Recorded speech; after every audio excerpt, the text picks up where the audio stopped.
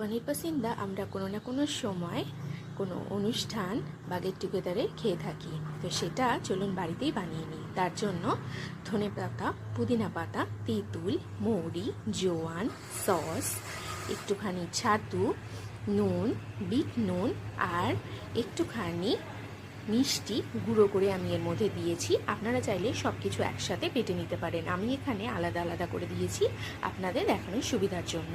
এবার যেটা মেইন জিনিস পনির, সেটাকে একটু মোটা মোটা করে কেটে মাঝখান থেকে ফালি করে নিন। আর যে পুরটা বানিয়েছেন সেটা ওর মধ্যে ঢুকিয়ে দিন। এবার একটা ব্যাটার তৈরি করতে হবে। আমি এখানে ক্যাপশনে কিন্তু বলে দিয়েছি, আপনারা সেই অনুযায়ী ব্যাটারটা তৈরি করুন।